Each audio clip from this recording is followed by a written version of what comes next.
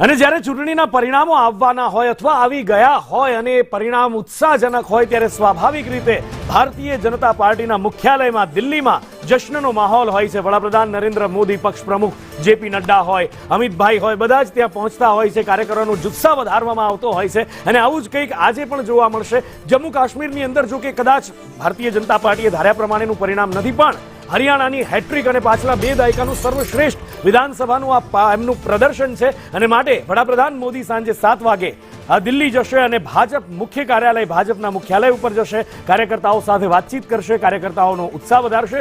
વર્ષ 2014થી આ સિલસિલો આપણે જોતા આવ્યા છીએ. પછી એ લોકસભાની ચૂંટણી હોય, વિધાનસભાની ચૂંટણી હોય, ત્યારે ફૂલોની એ વર્ષા થવી, વડાપ્રધાનનું ત્યાં આવવું, એમના સાથીઓ એમની સાથે હોય, અમિત શાહ હોય, જેપી નડ્ડા હોય કે પછી જે પણ પક્ષ પ્રમુખ કે જે પણ મોટા નેતાઓ હોય, રાજનાથસિંહ વગેરે એમની સાથે હોય છે અને એક અદભુત માહોલ ભારતીય જનતા પાર્ટીના મુખ્યાલયમાં જોવા મળતો હોય છે. સાંજે 7 વાગે ફરી એકવાર એ જ જશ્ન, એ જ ઉજવણી અને એ જ કાર્યક્રમોમાં જોમ ભરવાનો કાર્યક્રમ.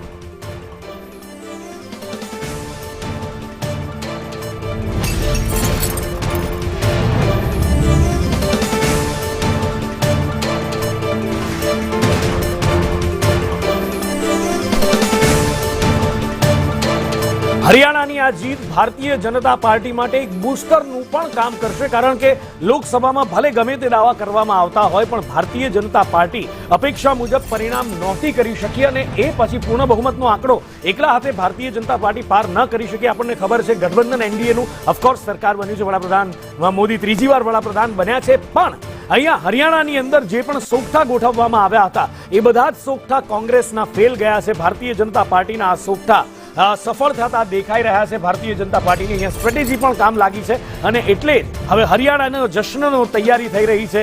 દિલ્હીની અંદર આ જશ્ન મનાવવામાં આવશે. સાથે જમ્મુ કાશ્મીરના પણ પરિણામ આમ જુઓ તો ભલે ભારતીય જનતા પાર્ટી ઘણી પાછળ છૂટી છે નેશનલ કોન્ફરન્સ અને કોંગ્રેસ કરતા, પણ તેમ છતાં પણ એ પરિણામ જમ્મુ કાશ્મીરની અંદર પણ ભારતીય જનતા પાર્ટી માટે આશાજનક તો છે.